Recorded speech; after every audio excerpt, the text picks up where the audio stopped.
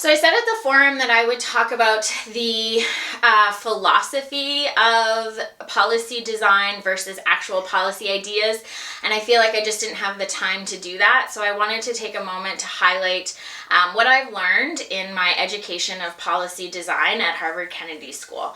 So there's 3 keys to policy design.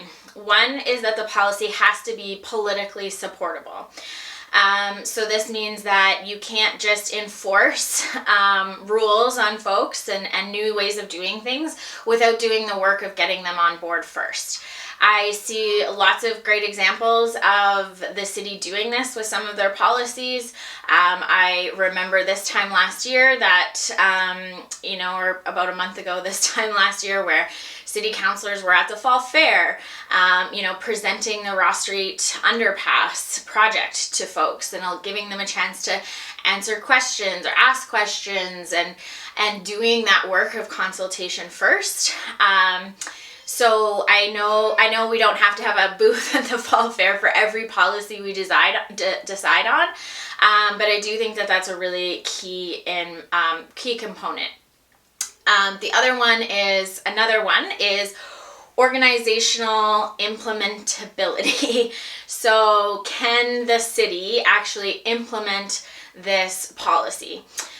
So a good example of that would be the curbside composting that got implemented.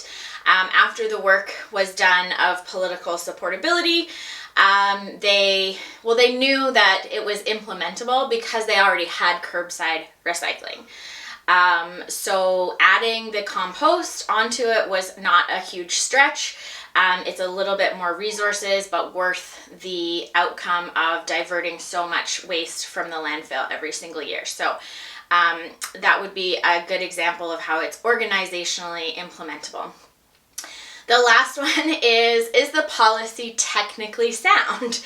So is the policy going to do what you're intending for it to do? And sometimes that doesn't always match up. So, for example, a policy I recently saw passed through the city council was the living wage employer bylaw. So this was a well-intentioned policy put forward by Councillor Lavery and Councillor Lindgren to make the city a living wage employer. It sounds good. However, the purpose of becoming a living wage employer is to elevate people to a living wage, people that need it to a living wage, would be my intention with a bylaw like that.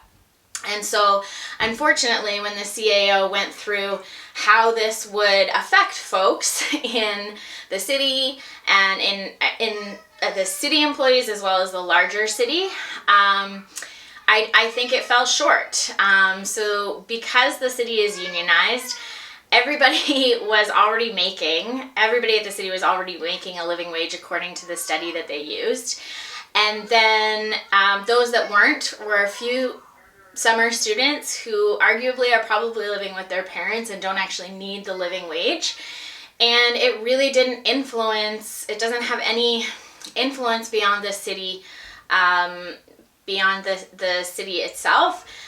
Sure, there was an argument made that it would inspire other folks to maybe get on board with a living wage. I'm not sure that is technically sound. I would have to see, over the next year or so, whether the city having a sticker that calls itself a living wage employer has influenced any private businesses or corporations to follow suit with a living wage. The other thing I would flag as not technically sound is the data that they used. So they used the BC Families Living Wage study, and that identifies living wage as $16. To me, that's wildly under what a living wage would actually have to be for people to afford to live a good life in Salmon Arm. And the reason I think that is because it's not just families that live in Salmon Arm. There are single people, there are widows, there are young professionals living on their own. To use a family salary is extremely heteronormative, to be honest, and assumes that everybody's living in a coupled life, and we know that that just isn't true. So I would push back on that policy that the city implemented as something that is more performative than technically sound. I think it was, again, kudos to Councillor Lavery and Councillor Lindgren for bringing this forward and starting the conversation about a living wage, but I think the policy fell short.